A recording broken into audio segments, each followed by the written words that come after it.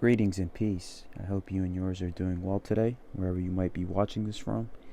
Now, the title of this presentation will be Freemasonry in Pakistan from 1869 to 1972, a century of brotherhood.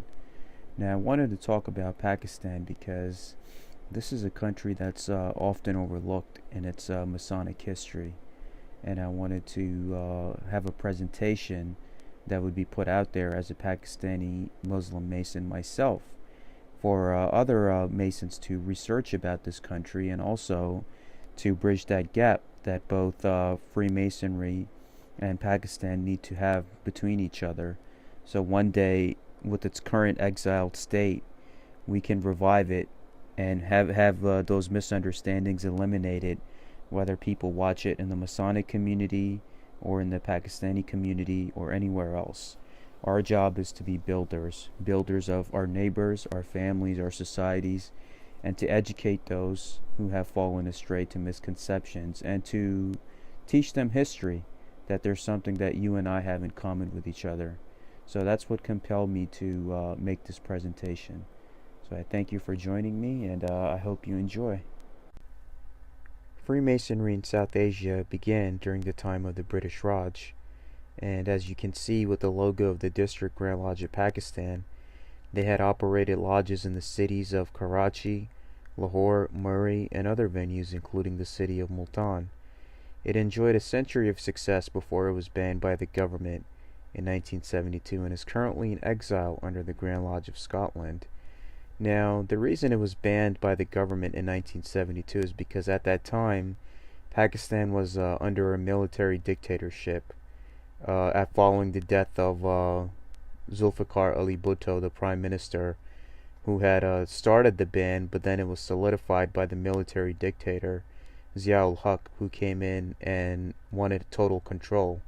And as you see throughout history, anywhere where there's been any kind of tyranny or total control, they often saw Freemasonry as the enemy. And there are examples that you can find all over the world, where you have the papal bulls, you have the in Nazi Germany, you had that situation as well. So anywhere where there was any kind of tyranny, or I guess, how could you say it? There was a crusade against those that were free thinkers or free doers. So that's where the band came in from, and Freemasonry in Pakistan was prosperous at its peak when it existed, because it brought all religions and all caste systems and all walks of life together. No one was above anyone or beneath anybody. Everybody met on a level. So at that time, when the Masonic temples existed, they were called Jadughar by the local. And Jadughar means magic house, because with the caste, some of the caste mindset that some of them have, with certain tribes that they align themselves with, that how can they all sit together in one area, and how can they all meet together? So for them, that was fascinating. And even during a laying foundation of a lodge in Lahore, there were chiefs that came from all over the Punjab area, because there was a common ground that was binding all the tribes together. And Freemasonry played a role into making Pakistan what it is, because its founders and those that were behind its inceptions either were Freemasons or they were influenced by Masonic friends in their tenure to make this two-state nation theory a reality, where they wanted a separate country from Muslims after the partition of India and the end of the rule of the British Raj. So I believe even today in Pakistan, Masonic values are needed now more than ever, where you have everyone that's divided by either faith or what they look like, or their caste system, or their income level. If you have an organization that teaches everybody to meet on the level, and I pray in my lifetime that the District Grand Lodge of Pakistan is removed from exile and is able to operate again in the country, just like how you have many other good organizations like Lions Club and Rotary Club. They are all operating in Pakistan, and they are helping the people. So as we move on, As we move on, Freemasonry was introduced in Pakistan before and after its partition from India during the British Raj era, a venue where the British, those under their rule, different caste systems could all meet equally on the level. It enjoyed 100 years of total prosperity, from 1869 to 1947 while it was a part of India, and also from 1947 to 1969 up until 1972 when Pakistan was its own land. The founders of Pakistan, Quaid-E-Azam Muhammad Ali Jinnah, Allama Iqbal, and His Royal Highness Agha Khan III, were in the company of Freemasons and based Pakistan on its secular ideals. And His Royal Highness Agha Khan III was a Freemason, however. So there is speculations about the founders of Pakistan, such as Quaid-E-Azam Muhammad Ali Jinnah or Allama Iqbal being Freemasons, but that's not confirmed. However, they were in the company of Freemasons, and they shared the same secular ideals of building a free society where everyone was equal and they had a state of freedom.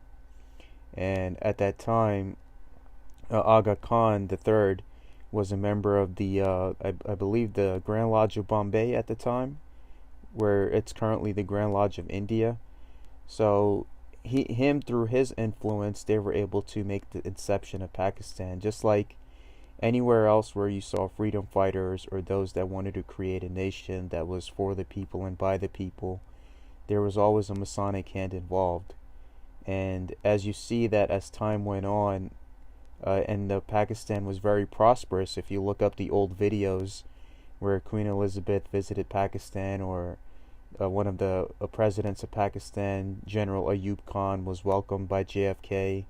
So when the military dictatorships started getting more stricter, that's when some of them saw Freemasonry as a threat in their country, and they didn't want their influence there.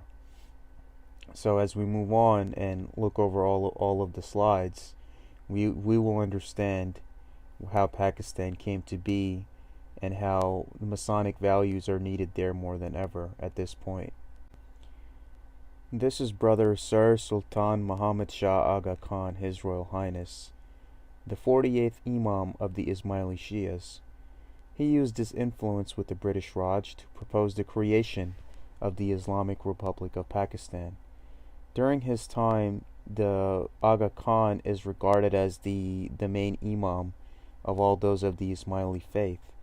And the founder of Pakistan, Quaid-E-Azam Muhammad Ali Jinnah, was also an Ismaili himself.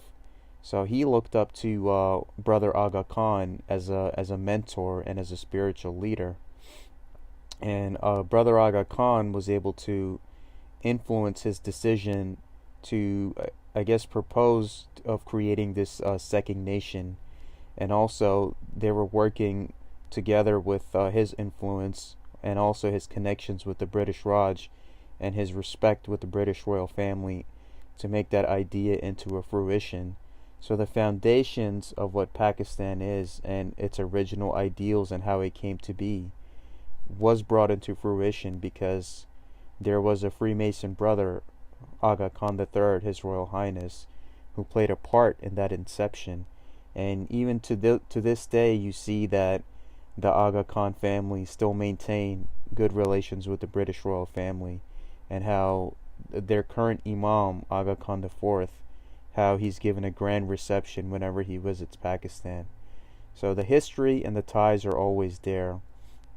And those who cannot see that, we should realize that we have so much more in common with each other than we realize. And you have those in Pakistan that often have the sectarian extremism, where they even would disregard Agha Khan himself, because they would say he's a Shia and they're Sunni, and somebody's this sect, somebody's that sect, and they'd be like, okay, I go pray in this mosque, I'm going to go and pray in that mosque. So even amongst themselves, there is some type of religious division, and I believe that this wouldn't have came to be if Freemasonry had still existed in Pakistan, because the Masonic ideals are in correlation with what the Holy Quran teaches and what any other religion teaches, that you have the right to believe and practice as you may. and you have your own interpretation of how you see it, because any holy book that you read, it never tells you to make a sect. It never tells you to divide yourself from your fellow man.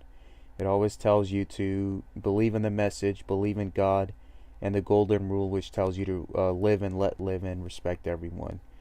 So I think that this would be a shock to many people who have anti-Masonic views, and I'm making this video to eliminate that as a Pakistani Freemason myself, to let them know that it's okay if the inception was influenced by a Shia imam, because at the end we're all the same, and we all have to live this life the best we can, and to leave a good impact behind, because what we do now is always going to be left behind for future generations, just like how we inherit the freedom and love and the responsibilities from those from our past. So my salutations to Sir Sultan Muhammad Shah Agha Khan, and I thank him for his influence and what he has done. Pictured here is the founder of Pakistan, Quaid-E-Azam Muhammad Ali Jinnah, whose day and birthday are celebrated on the 25th of December.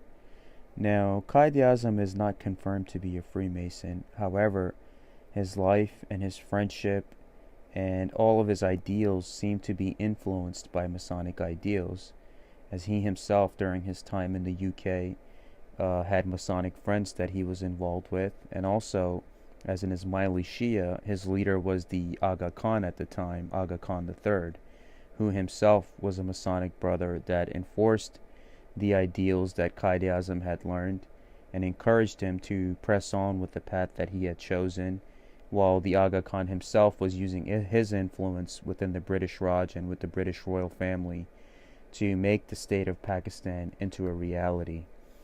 So Quaid-E-Azam himself is quoted as saying that you are free to go to your mosques, temples, anywhere you desire on the original foundation of the Masonic ideals and Islamic ideals that Pakistan was founded on, before the military dictatorships came in and they suppressed everything and the will of the people, which now I believe with the current progressive government that's in charge, maybe we can see those reforms slowly taking place, and see a place and a day in the future where the District Grand Lodge of Pakistan is removed from exile and is able to operate freely again.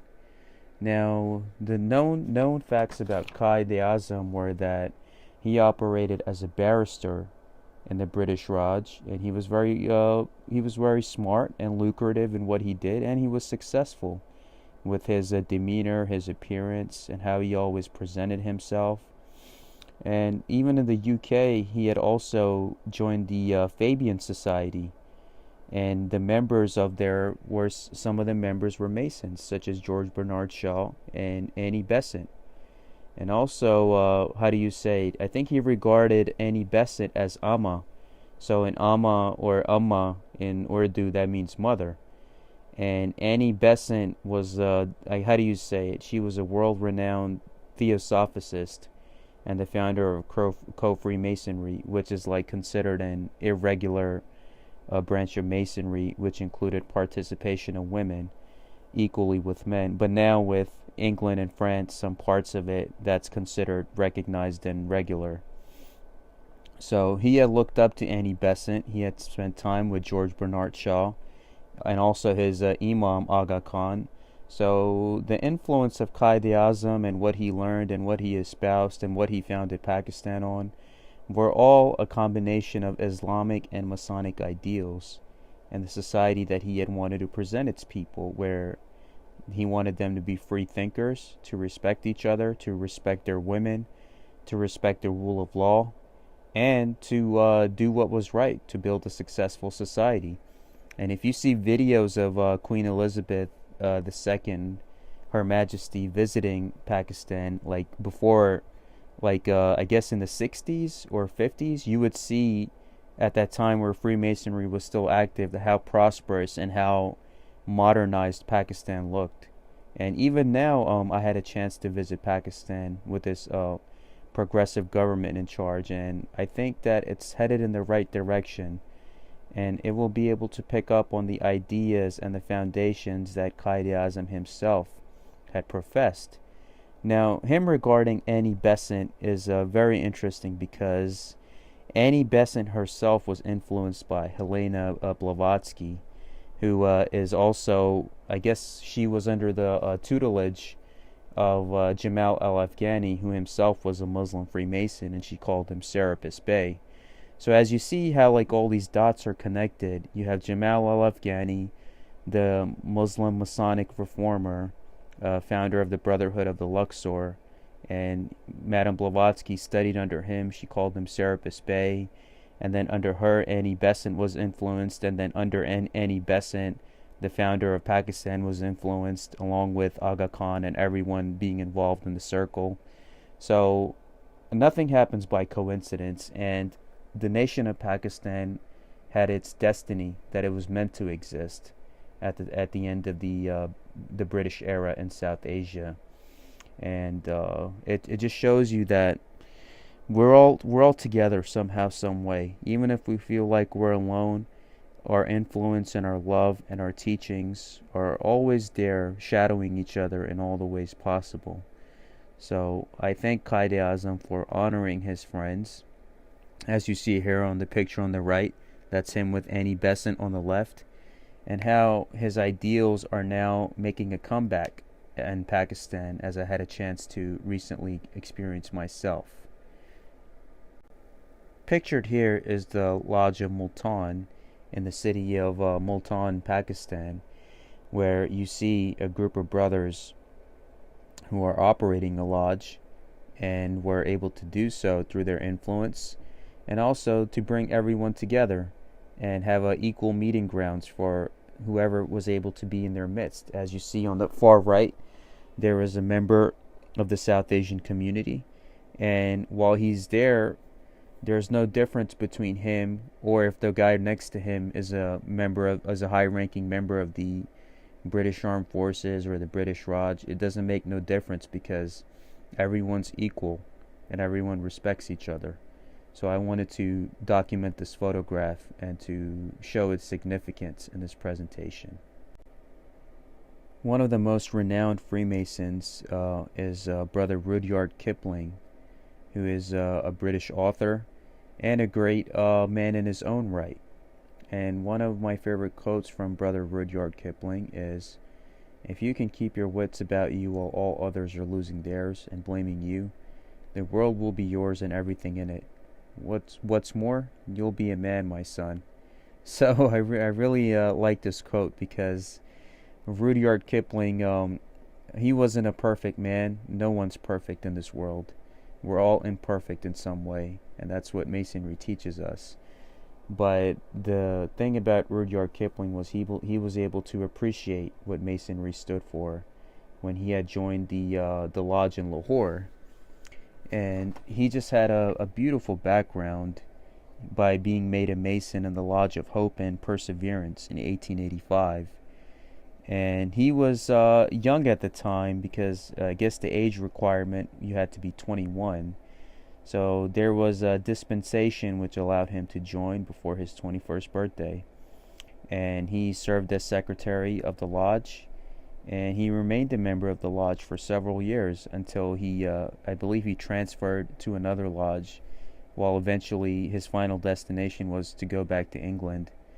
So he wrote of his time in the Lodge of Hope and Perseverance in Something of Myself, which is one of his published works. And in a letter to the Times, he described decorating the walls of the Masonic Hall with hangings after the prescription of King Solomon's temple, and meeting members of many different religious faiths. So he enjoyed that very much, meeting Muslims, Hindus, Sikhs, and Jews, all meeting on the level, and he really enjoyed what that stood for at that time.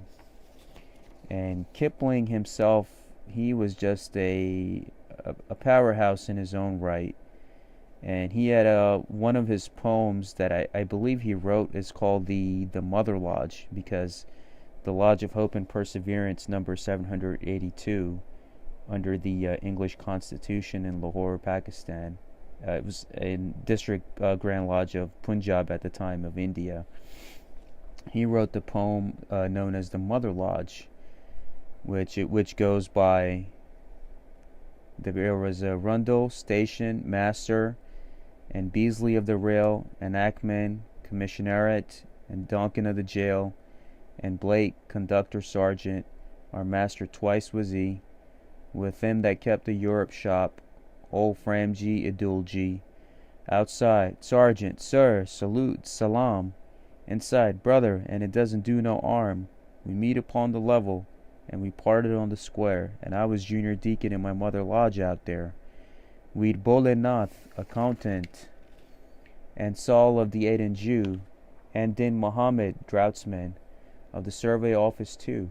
There was Babu Chakarbati and Amir Singh of the Sikhs, and Castro from the Fitton Sheds, the Roman Catholic. We eaten good regalia, and our lodge was old and bare, but we knew the ancient landmarks, and we kept 'em to a hair. And looking on it backwards, it often strikes me thus, there ain't such thing as infidels, except perhaps it's us. For monthly after labor, we all sit down and smoke. We doesn't give no banquets, lest the brother casts were broke. And man on man got talking religion and the rest, and every man comparing of the God he knew best. So man on man got talking, and not a brother stirred, till morning waked the parrots, and that damn brain fever bird. We said 'twas highly curious. Now, this is like one of his great poems that I really enjoyed. So to to finish the poem, and please excuse me for any mispronunciation. And we all ride home to bed, with Muhammad, God, and Shiva challenging pickets in our ed. Full off government service, this roving foot hath pressed, and bore fraternal greetings to the lodges east and west, according as commanded from Kohat to Singapore. But I wish that I might see them in my mother lodge once more. I wish that I might see them, my brethren black and brown, with the trichie smelling pleasant as the hog darn passing down, and the old Kasama snoring on the bottle con floor, like a master in good standing with my mother lodge once more. Outside, Sergeant, Sir, Salute, Salam. Inside, Brother, and it doesn't do no harm. We meet upon the level, and we parted upon the square, and I was junior deacon in my mother lodge out there. So, this all happened in the city of Lahore, Pakistan, and Rudyard Kipling, I tip my hat off to him, and I am honored to be able to represent and read this poem, and to be able to share his story with the world. This is the Masonic temple that exists in the city of Karachi in Sindh, in the province of Sindh, Pakistan. So this is the currently the Masonic temple that's there, and right now it's just basically, I guess, a museum site. It's a historical site. It's owned by the government. It's not in any kind of usage, and as you see on the right, it has a foundation and a cornerstone of when the temple was consecrated, with the writing that has been fading out because there has been no one that's been able to maintain the building or what it had stood for. But there's never too late, and I hope in the future, in my lifetime, the Grand Lodge of Pakistan is actually removed from exile and is able to operate again, and to bring people together, and to do good for their communities, and to leave a better world behind. Because I had a great time when I recently visited Pakistan, but at the same time I saw that there were many avenues and social services which lacked, and people need help. And if I believe Freemasonry had still existed, Pakistan would have been in a totally different shape now than what it is today. So that's where, that's my personal belief, and there's never too late to turn things around and get it back to where it used to be. This is the Lodge of Hope and Perseverance number 782, located in the city of Lahore on Mall Road. As of now, it's currently being used as I believe a school, or it's being used as a historical government building, where it's open to the public for visitations. And this is the same lodge where Rudyard Kipling was a part of, along with Lord Horatio Kitchener, and how during one time where they had a cornerstone laying ceremony for this lodge, there were chiefs that came from all over the Punjab area to come and be a part of it. And that's what had fascinated people, that how come all tribes and leaders and caste systems and religions and you name it, whether they were British or subjects of the British, that were able to meet together equally on such a ceremony. And I'm glad that even after everything, even after all the military dictatorships that Pakistan has suffered through, this landmark of freedom still stand there. And I hope that one day, when the District Grand Lodge of Pakistan, in my lifetime, I hope to see it removed from exile, they can get permission from its current progressive government in charge and to make this a reality again.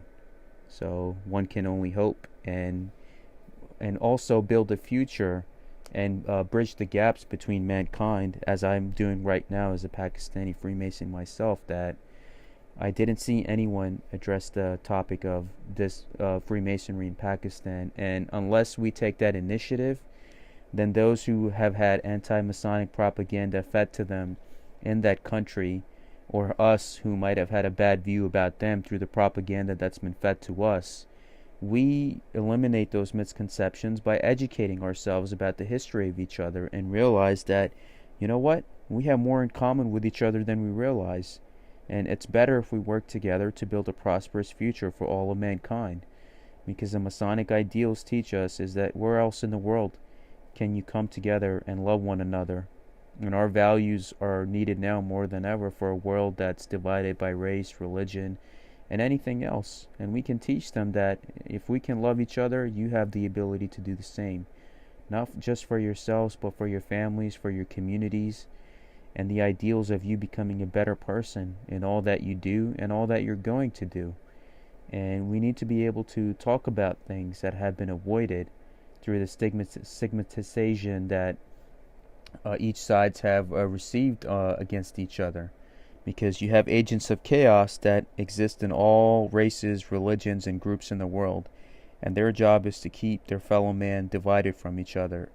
So what I'm doing with my videos is my rebuttal against the agents of chaos, to let them know that our job is to bring mankind together and to resist tyranny and to resist division wherever it may be found, and to honor the freedom and the legacy that we have inherited from our forefathers. We owe that responsibility to pass it on to our future generations.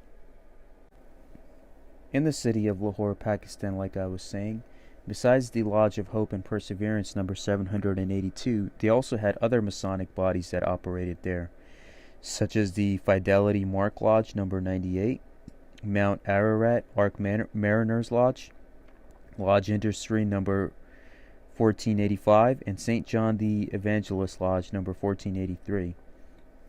So besides the lodge that Lord Horatio and Rudyard Kipling's were a part of with Hope and Perseverance number 782, there were other bodies that existed in Lahore and in other places throughout the region.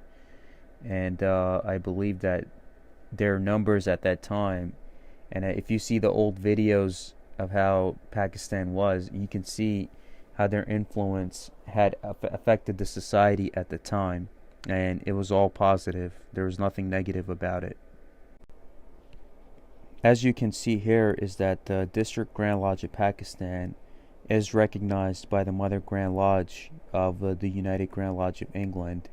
But the state of the District Grand Lodge of Pakistan, it is that it's currently exiled under the Grand Lodge of Scotland. But it's recognized by the Mother Grand Lodge as a foreign, regular, recognized district. They do have a secretary listed, but no contact information, and the District Grand Master is vacant too, because I believe of how the organization is basically suffering through its exile status right now, how like the Grand Lodge of Iran is under exile, but they have found sanctuary in the state of, I believe, Massachusetts and in California, where through the dispensations they're still able to operate. and the District Grand Lodge of Pakistan is in the same situation under the Grand Lodge of Scotland. So this is what I wanted to show as well, that they are regular, recognized, and they're still in existence, even if it's not on an official level. Pakistan also has a Masonic landmark that was constructed there by a Masonic brother himself, Vedat Daloke, a world-renowned architect from Turkey, who created the Islamic Masonic landmark in Pakistan known as King Faisal Mosque, located in the capital city of Islamabad, Pakistan. This mosque provides room for 10,000 worshippers and millions of tourists from around the world. Brother Daloke's work is still impacting the people of Pakistan and its religion and tourism industry, which brings people together.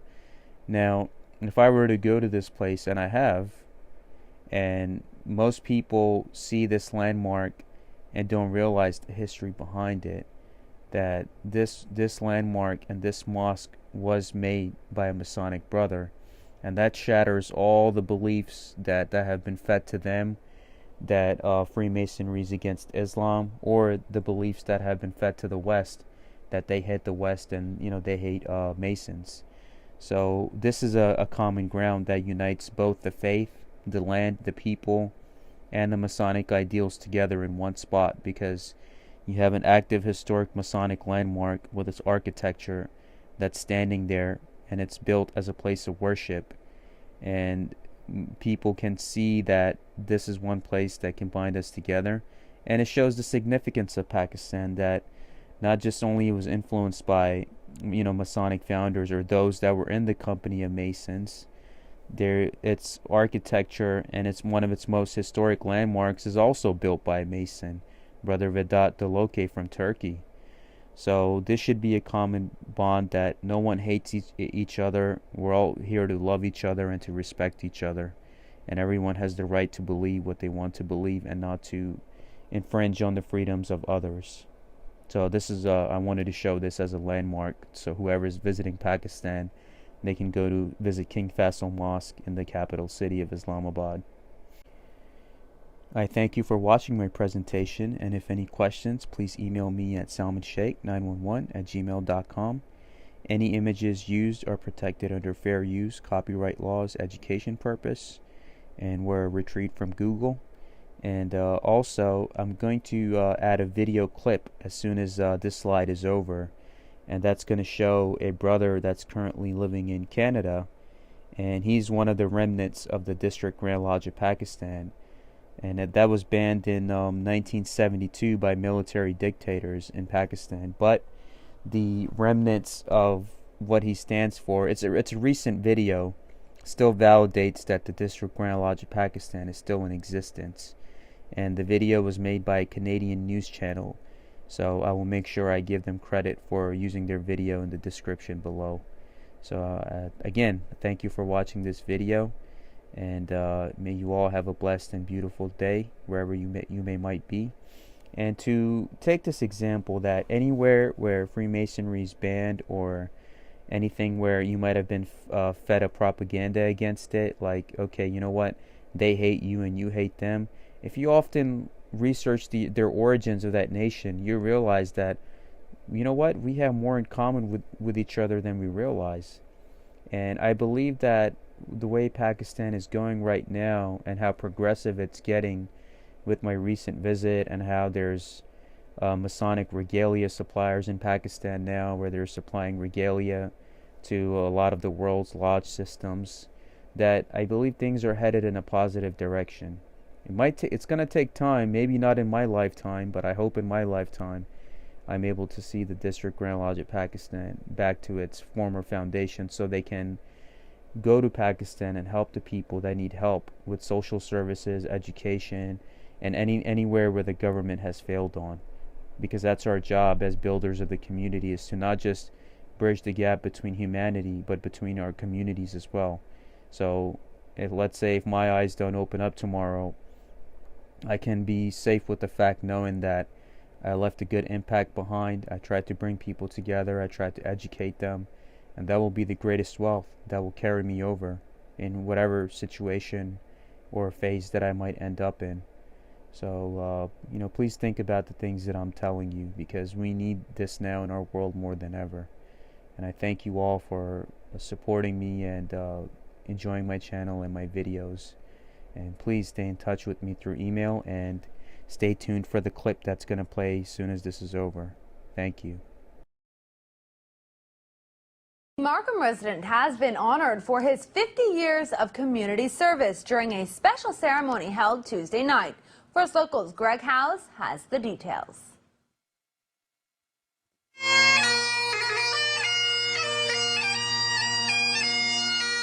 Friends, family, and community leaders were all on hand Tuesday night as they honored Markham resident Camille Sadiq.